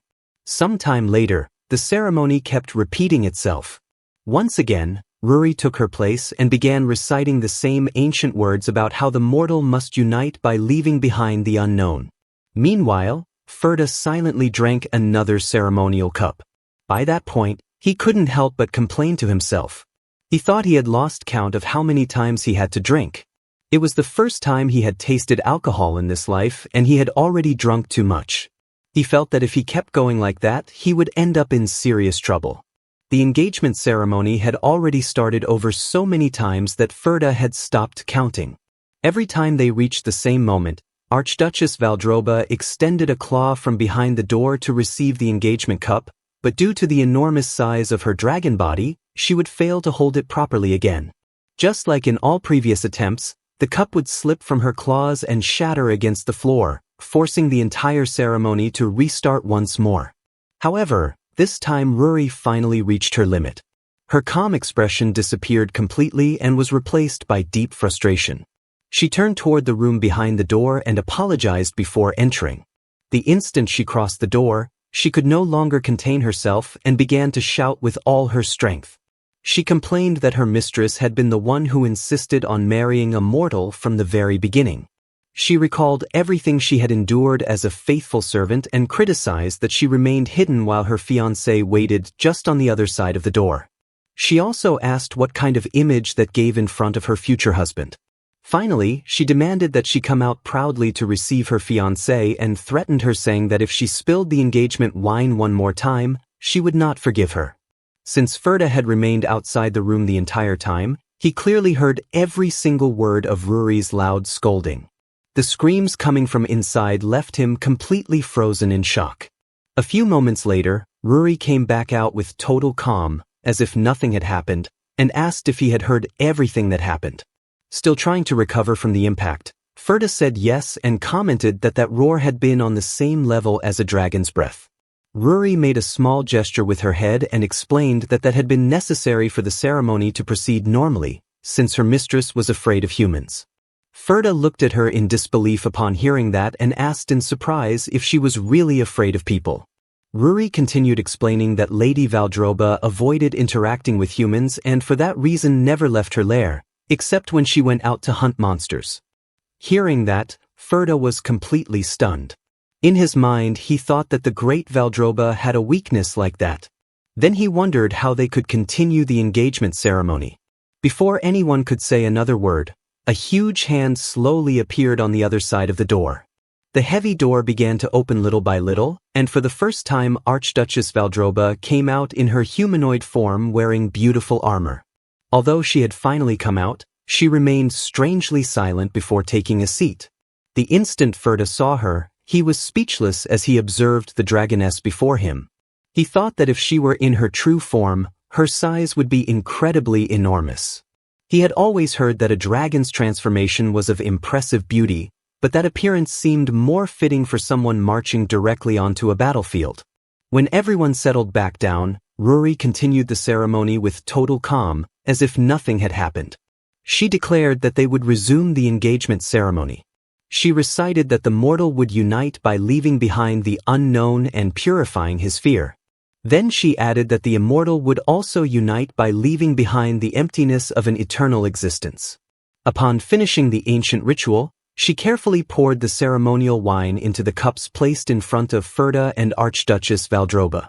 This time, when it came time to drink, Valdrova slowly moved part of the armor covering her face to take a sip. The instant Ferda caught a glimpse of her appearance beneath that armor, he became completely motionless. His mind went blank and he couldn't believe what he was seeing. He even thought that perhaps he had drunk too much ceremonial wine.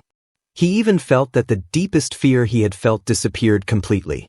He understood that she had truly prepared all of that for a mere human. The terrifying dragon he had imagined no longer existed before his eyes. In its place appeared an image so stunning that it left him completely speechless. Without wasting more time, Rory continued with the ritual. She announced that now both would read the vows they had written for each other. Ferda lowered his gaze to the paper he held in his hands. For a brief moment he hesitated and thought that now that he had returned to the past, those words no longer held the same meaning. Still, he took a deep breath and began to read his vows. He expressed that she did not know him well, but that he did know her. He remembered that she had given him her heart and that thanks to that heart he had come to know everything about her. He had seen how she was betrayed and blamed over and over again. He had also seen how she carried out her duties with dignity. Despite everything, he remembered that she even embraced those who hated her without reason and admired her noble decision not to abandon what she wished to protect. For that reason he swore in that very place that just as she gave him her heart, this time he would offer her his. He promised to dedicate his heart to his sovereign and to the most important person to him. After a brief pause, he smiled softly before adding a few words that had never been written in the prepared vows. He confessed that that was not part of the original text, but that it was an absolute honor to be engaged to such a beautiful woman as her. Even after hearing those sincere words, Rory's expression remained surprisingly calm. She simply nodded and announced that it was the future bride's turn to read her vows. However, before finishing the sentence, Archduchess Valdrova suddenly stood up, without saying a single word, and hurried back behind the door. The unexpected reaction left both Rory and Ferda completely surprised. For a few seconds, silence filled the entire room. Then, to Ferda's surprise, Rory smiled warmly and announced that the engagement ceremony had concluded. From behind the closed door, Valdrova's embarrassed voice was heard. She apologized and asked if it would be possible to remain isolated for about 3 days. Rory entered the room with a smile that grew even wider after hearing those words. Looking at her mistress, she commented cheerfully that it was just like her to have landed such a devastating blow against that proud young man. She stated that she truly possessed the noble elegance of a dragon and that from the beginning everything had been part of a plan. She confessed that even she had been completely fooled by that unexpected retreat. She also commented that thanks to that, all the initiative now remained in her mistress's hands. While she kept joking, she couldn't hide the amusement in her voice. However, although Valdrova had looked forward to that engagement ceremony with excitement, the expression on her face showed something completely different. Instead of the serene and dignified Archduchess everyone knew, she was completely flushed and too embarrassed to look at anyone after hearing Ferda's sincere confession. Valdrova admitted in a low voice that she had also wanted to read her own vows, as well as the welcome message for her future partner. Hearing that, Rory asked in confusion why she hadn't done so. Valdrova lowered her gaze and explained that she simply hadn't been able to look Ferda in the eyes while speaking those words. She felt that the young man's intense gaze pierced through her entire being, while his calm and gentle voice only made it harder to keep her composure. The very instant she looked at him, her mind went completely blank and she was unable to speak any of the words she had prepared. Ruri let out a long sigh before answering that even her own mind was starting to get confused. Then she apologized for saying something like that on such a happy day, but commented that in moments like that it was necessary to be prepared for possible disappointment. Valdrova looked at her in surprise and asked what she meant by preparing for disappointment. Ruri carefully explained that Ferda was now officially Valdrova's fiancée, which meant he would govern the East in place of the Grand Archduchess. She also warned that many humans changed once they obtained power, just as had happened in the past with the third imperial prince. Then she apologized for making her mistress remember those painful events from several decades ago, but insisted that that was the most sincere advice she could offer. Valdrova listened in silence before responding that she perfectly understood her concern. She explained that mortals were destined to disappear someday and that the best thing would be to bury that strange feeling. She calmly repeated those same words, although in her voice one could sense a deep sadness, as if she were trying to convince herself more than anyone else. After that, the engagement ceremony officially came to an end. Later, Ferda lay alone in his room, staring at the ceiling while reflecting on everything that had happened. He thought that he had truly managed to get engaged to the great Valdrova and that the feeling was very strange. In the past he had been consumed by hatred and rage, so he could never feel anything different, nor did he have the chance to. However, this time everything was different. From that moment on, he couldn't stop wanting to experience that feeling again. His red circle had completely gotten out of control. A circle that lost control always threatened to destroy its bearer. However, if controlled in the right way, that same impossible-to-control power could become an opportunity to grow incredibly. Ferda had already reached the peak of magic in his past life, so reaching that level again was no longer an impossible challenge. A circle needed two essential things to evolve: mental strength and mana. As a first circle mage, the amount of mana he could handle was still very low, but his mental strength, which had once reached the level of an archmage, was more than enough to compensate. With total confidence, he focused all his attention on the violent mana coursing through his body. He spun that uncontrolled mana without wasting a single part with a spell. Carefully guiding each thread of mana into its place, he joined them one on top of another and created his second circle. With that he could take another step closer to her. Shortly after, Ruri arrived and observed him with a clear expression of surprise. He had reached the second circle in just 3 days. That growth rate was truly surprising. She had noticed that the door was closed and felt curious. She wondered if red circle mages normally grew that fast. Ferda calmly denied it. He explained that it depended on each person. Although his answer seemed simple, he knew the truth was much deeper. Deep down, Ferda thought about the hidden price of red circle power. A red circle's growth had a side effect. Every time a new circle was formed, it was necessary to seek an even more intense emotion. In the end, the strongest emotion the circle remembered would end up becoming a permanent part of whoever possessed it. In the past, he had awakened his circle through hatred. Even after fulfilling his revenge, he couldn't stop. He kept looking for more things to hate. Remembering those painful days only made his decision not to repeat the same mistake in this life even firmer. Shortly after, Ruri guided him through the entire fortress until they stopped in front of a large hall. That was the ruler's office, where he would work from that moment on as the Archduchess's representative. When Ferda entered, he observed the place in silence. Although it was a dragon's fortress, in every corner one could feel the consideration toward her fiancé. It was surprising to think that all of that had been prepared for a man. Every detail made him understand how much effort had been put into welcoming him. Without wasting more time, Ferda straightened his back and decided to begin his first job as regent of the Archduchess. He immediately organized the entire situation in his mind. At that moment, Valdrova's territory was practically abandoned by the Archduchess. However, since he had shown Tesalos's head and revealed all his crimes, the lords acted very cautiously around him. Thanks to Ruby's help, everything had become much simpler.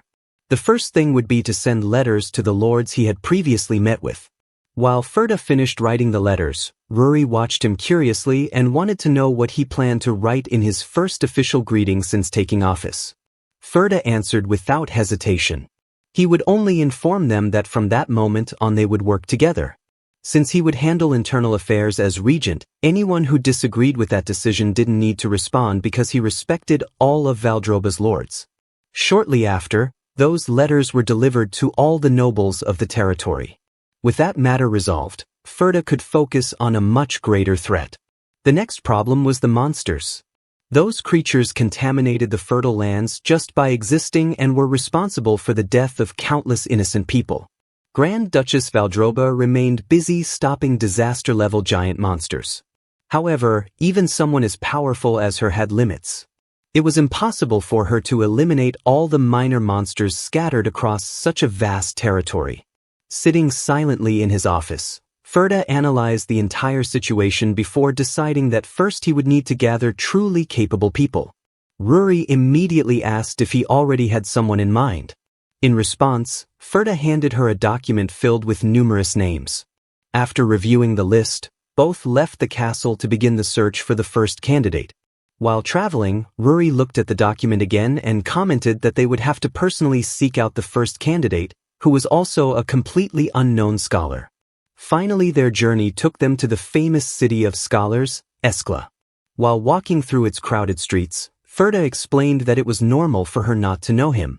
He was a talent that had not yet appeared before the world. Ruby remained unconvinced. She thought it would be a problem to bring just anyone to handle governance and wondered if that list had been written without thinking. Ferda calmly denied it. He explained that he would never do something like that.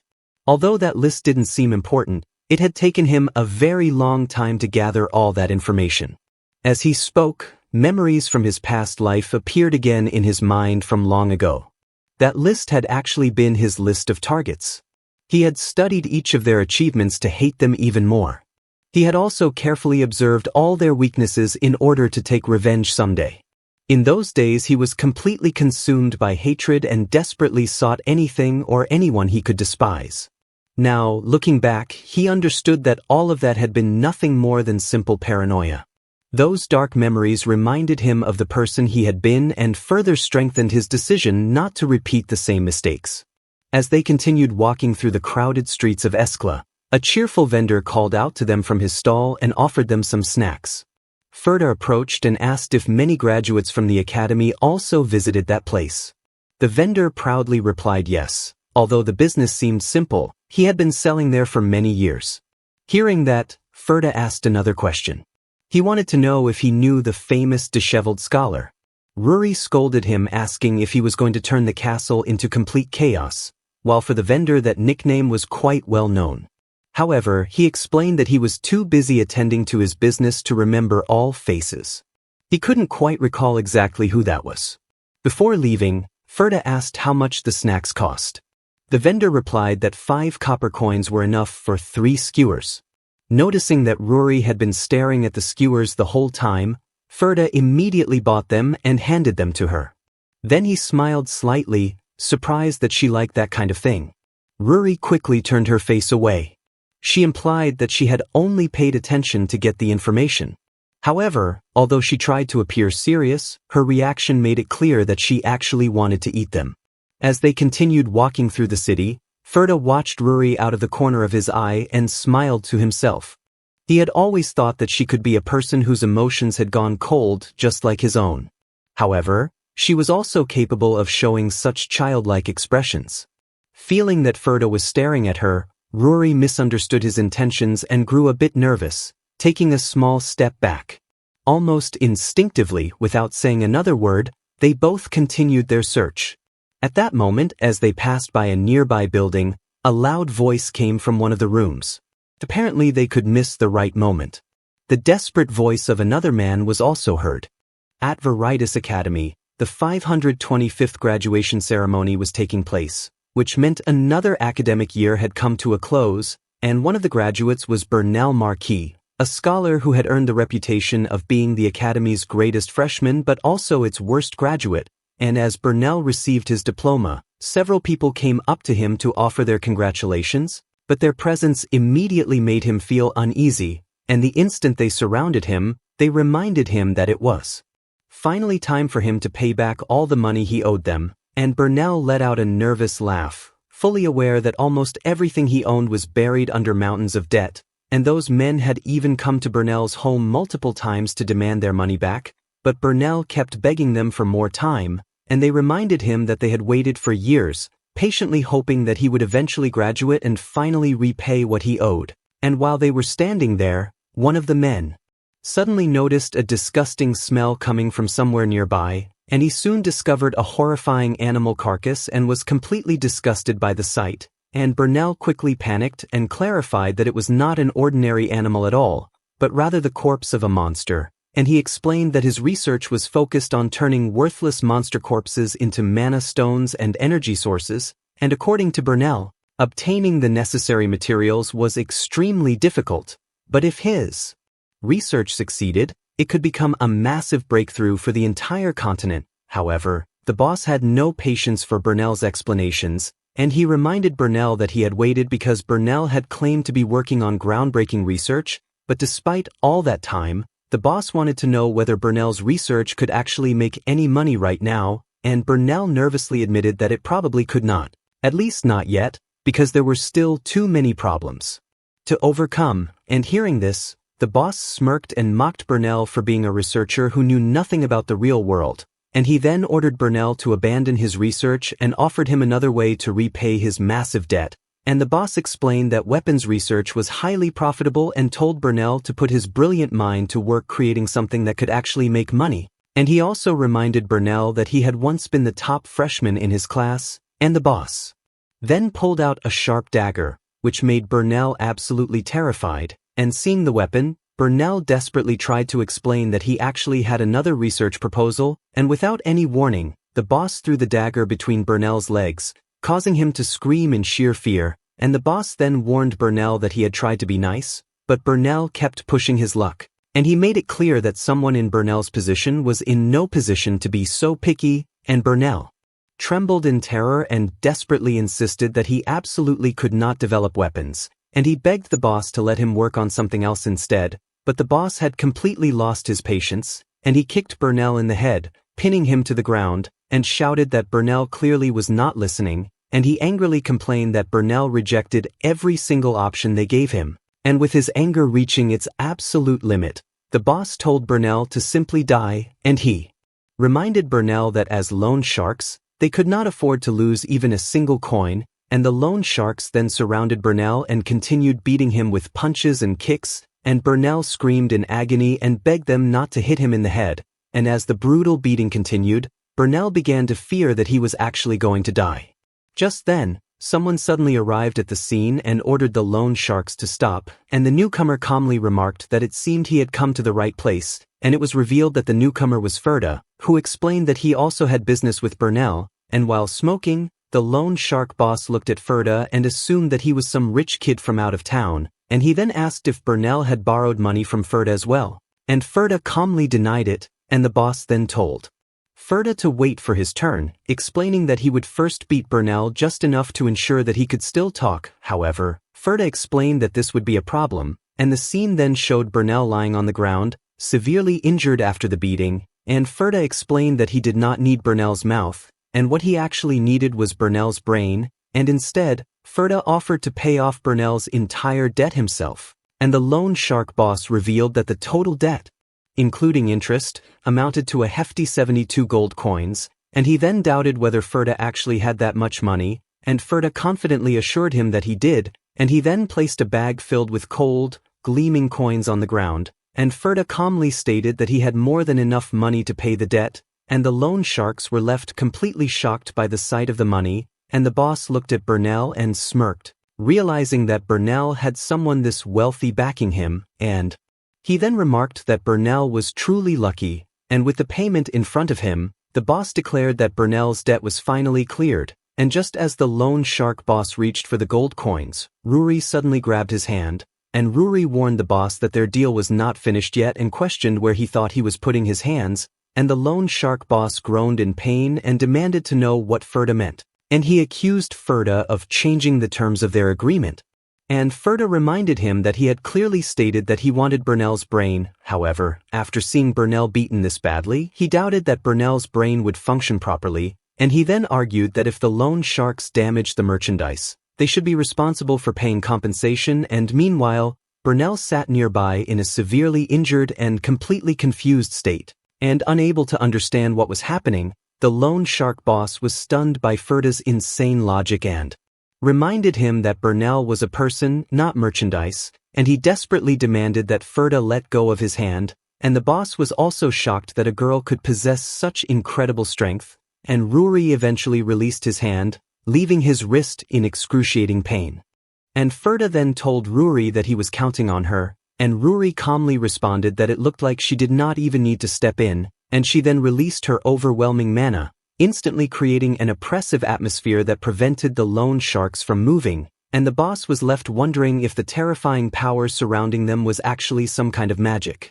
Ferda then presented the loan sharks with two choices. They could either pay compensation for brutally beating Burnell, or they could receive the exact same beating they had given him, and Ferda reminded them that loan sharks could not afford to lose even a single coin, and because of that, he confidently assumed that they would choose the second option without hesitation, and he then declared that all of them would receive a proper beating to settle their debt, and Ruri prepared herself to fight, and the moment the loan shark boss saw her, he became completely terrified, and Ruri then began beating the loan sharks one after another, and their painful screams echoed through the area as Ruri continued her brutal assault, and after some time, the loan sharks were completely beaten up and finally left the place, and once they were gone, Burnell turned toward Ferda and Ruri and sincerely thanked them for saving him, and he admitted that he had no idea how he could ever repay them for what they had done, and Burnell then introduced himself as Burnell Marquis,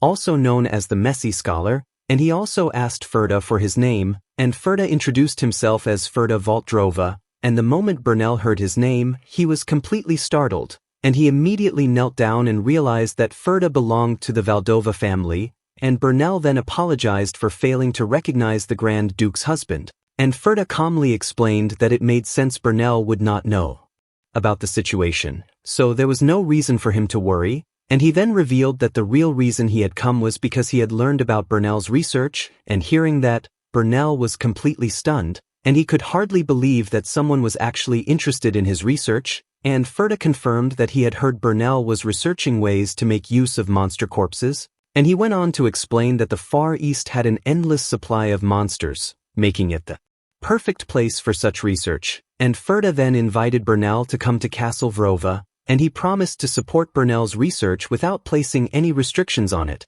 and he assured him that every material, all the funding, and the necessary research facilities would be provided, and Burnell became overwhelmed with joy, and his mood instantly brightened, and he could not hide his excitement as he happily reacted to the unexpected offer, and watching Burnell's cheerful behavior, Ruri quietly whispered to Ferda that she wondered whether Burnell was actually sane, and after allowing Burnell to enjoy the moment, Ferda finally revealed the condition attached to his offer, and in return for receiving complete support, Burnell would have to produce weapons through his research, and the moment Burnell heard that condition, the smile disappeared from his face, and he immediately refused the proposal because he believed weapons only took people's lives and destroyed peace, and his greatest wish was for the land to remain peaceful.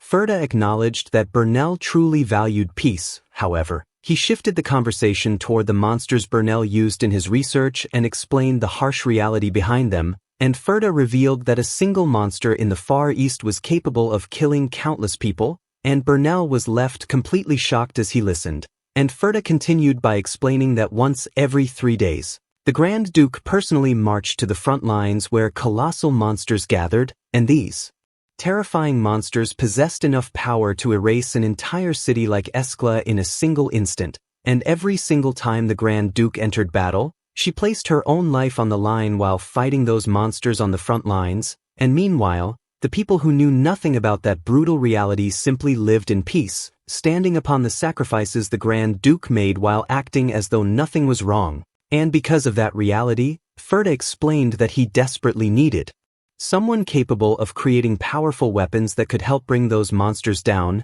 and only by strengthening humanity's ability to fight could he finally lighten the Grand Duke's burden, and that was the true reason Ferda wanted to hire Burnell, and he wanted the very man everyone mocked to become the chief researcher of Castle Valdrova. And as he finished explaining his intentions, Ferda presented Burnell with an official appointment letter, and Burnell was left speechless and completely stunned by the offer placed before him, and even so, Burnell still hesitated, and deep inside he struggled with the thought of forging weapons with his own hands, and the narration then revealed Burnell's future, and he would eventually become known as Messi Burnell Marquis, the brilliant scholar who would usher in the age of magical engineering. And the future that Ferda knew showed that Burnell would ultimately become a man willing to wage war in order to protect peace. Ferda and Ruri then left Burnell's house and headed back to the palace by carriage, and during the journey, Ferda noted that they still had not received a definite answer regarding their offer, and as Burnell needed more time to think it over, Ferda remained unconcerned, believing Burnell would approach them once he had gathered his thoughts, and meanwhile, Ferda noticed that Ruri seemed to have developed quite a liking for human snacks, and Ruri continued eating her honey gaze fruit stick, while explaining that she was merely satisfying her hunger, especially since they still had a long journey ahead, and their next target was a member of the Reedy tribe, and the Reedy tribe was a race possessing eyes capable of dispelling magic circles, and because of this ability, they were known as the natural enemies of wizards, and they were heavily persecuted and eventually driven to extinction. And Ruri was surprised to learn that a bloodline believed to have been completely eradicated had actually survived, although such a person could prove to be a valuable asset, and Ruri pointed out that finding someone who was obviously living in hiding would not be easy, and Ferda then checked whether they still had enough travel funds for their search, and Ruri confirmed that they had enough money to fill an entire cart, and satisfied with their remaining funds, Ferda decided that it should be more than enough for their next stop in Halim, and after hearing Ferda's plan, Ruri froze like a stone and her face immediately turned pale, and she panicked upon realizing that their destination was Halim, the notorious city of corruption and entertainment, and Ferda calmly confirmed that Halim was indeed their destination, and the person they were searching for was a gambler after all. A short while later, Ferda and Ruri arrived at a casino in Halim, and at the bottom of the staircase, numerous people dressed in formal evening clothes sat around green felt gambling tables, and servants and attendants dressed in black and white outfits stood nearby, indicating that this was an exclusive high-class private gambling party, and the scene then shifted toward one of the gambling tables, and a well-dressed man sat there with several women beside him, all of them looking excited as they played cards, and several hands reached toward a massive pile of gold poker coins scattered across the green gaming table, and just then, Ruri and Ferda arrived carrying a huge box completely filled with gold poker coins, and the enormous amount immediately shocked everyone around them, and people began murmuring in disbelief about how much money they had brought, and some wondered if the man had bet his entire fortune or something similar, and others were stunned by the sheer scale of the amount, and the pile was so enormous that some even realized it was almost equal to the entire budget of a territory, and Ferda and Ruri carried the box filled with gold poker coins toward the wealthy man, and the man looked confused by their arrival, and Ruri quietly informed Ferda that the man did not have red eyes, and Ferda assured her that this was indeed the person they were looking for, and the man then chuckled and realized that they had come looking for Jed Swallow, and he welcomed them to join him for a game of poker, adding that new challengers were always welcome, and this frivolous man was their recruitment target for the day. Ferda then sat down and played cards against Jed, and Ferda eventually won the game, and Jed happily announced that Mr. Ferda had won, and seeing this, Jed's girlfriend asked why he was not taking the game seriously, and Jed chuckled and explained that luck was not always on his side, and he then playfully suggested that he might gain some extra strength if the lady present cheered for him, and while observing Jed, Ferda realized that the man did not even care about gambling, and his attention was focused entirely on figuring out how to win over the noble woman beside him, and Ferda recognized his exceptional eloquence and attractive appearance, both of which were favored by nobles, along with his remarkable sleight of hand, and Jed was like a young man shining like a trophy in a utopia built entirely on money. However, Ferda also understood that the moment Jed sensed danger, he would slip away as quickly as a cunning rabbit, and with that in mind, Ferda decided it was time to cut off Jed's escape route, and the two men started another round of cards,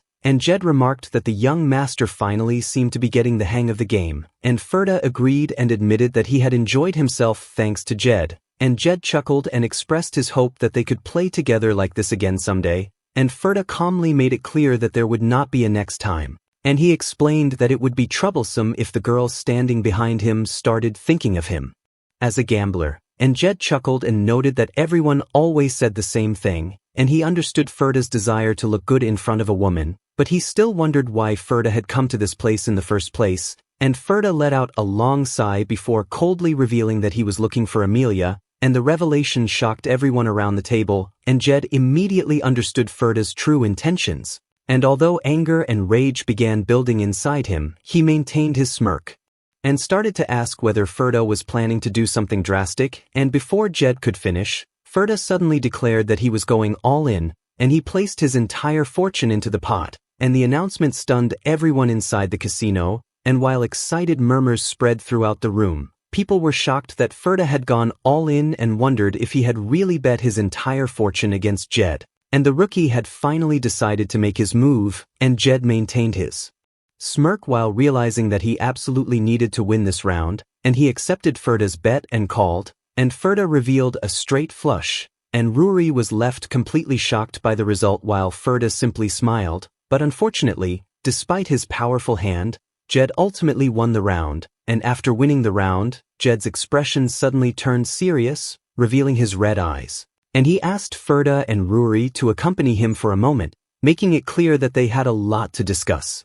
The three of them then moved to a nearby restaurant, and as Jed poured a drink into his cup, his face was filled with anger, and he demanded to know how Ferda knew about Amelia and whether they were also connected to those thugs, and his anger intensified as he demanded to know where his sister was, and Ferda immediately realized that the brown eyes Jed had shown earlier were nothing more than a disguise, and Ferda clarified that he had nothing to do with the men Jed was talking about, and he then described Jed as a plaything for noble women and a gambler who practically lived inside the casino. However, Ferda knew that neither of those identities represented Jed's true self, and his sleight of hand was skilled enough to bankrupt the entire casino. And Ferda pointed out that Jed had deliberately lowered himself to entertaining nobles with cheap rum for a reason, and hearing this, sweat began dripping down Jed's face. And Ferda fixed him with a cold gaze and revealed the truth, and he said that Jed was trying to build connections within high society to find his younger sister Amelia,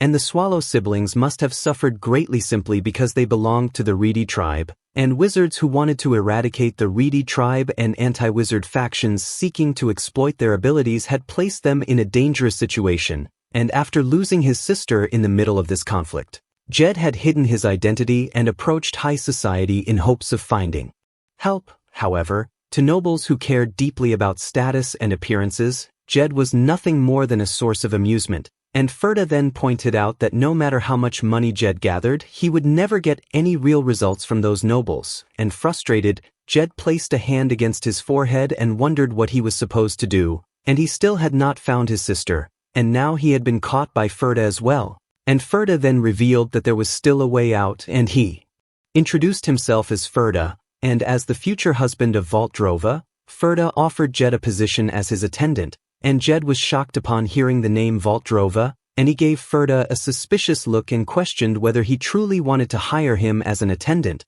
and the fact that Ferda was offering such a position to the kept man of a red dragon made the proposal even more unbelievable, and Ferda simply confirmed that he was serious, and Rory then handed the appointment letter to Ferda, and Ferda told Jed that he could show him the appointment letter immediately if he did not believe him, and by accepting Ferda's offer, Jed would gain the chance to enter high society and finally find his sister, and Jed grew nervous as he considered the offer, realizing that opportunities like this did not come around often. However, he still wondered whether Ferda could truly be trusted, and Jed admitted that the offer was tempting, but stated that he had a few conditions, and first, he wanted a salary that matched the duties he would be performing since he needed money either way, and second, if Ferda ever developed any ulterior motives regarding his abilities, Jed would leave without hesitation, and even after stating these conditions, Jed suspected that Ferda would not let him go easily now that he knew his true identity,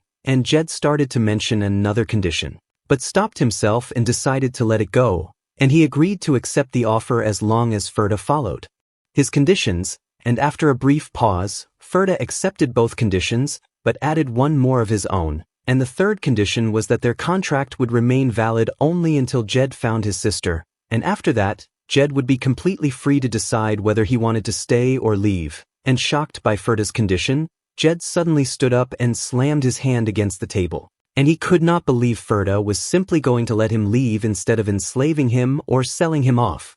And Ferda calmly clarified that he had no interest in buying or selling humans, and once the contract ended, Jed would be completely free to leave, and Jed was stunned and loudly pointed out that Ferda was a wizard, and he wondered whether Ferda was not afraid of a member of the Reedy tribe walking around openly in broad daylight. After all, Jed was supposed to be the natural enemy of wizards, and Ferda calmly dismissed the concern as a funny joke, and he considered a wizard who feared the Reedy tribe simply because their magic did not work against them to be a failure as a wizard, and Ferda also made it clear that he would never force Jed to stay, and internally, Ferda knew that even if he tried, he would not be able to catch Jed anyway, and in the future, Ferda knew Jed would become a master thief capable of escaping from notorious prisons time and time again. And Jed picked up his glass of beer and remarked that Ferda was quite unusual for a noble, and Ferda acknowledged his comment and made it clear that he understood, and while sipping his drink, Jed smirked and decided to give the position a try by becoming Ferda's attendant. And Ferda then revealed that his first mission for the future husband of the Grand Duchess would be to seduce a woman and bring her back there.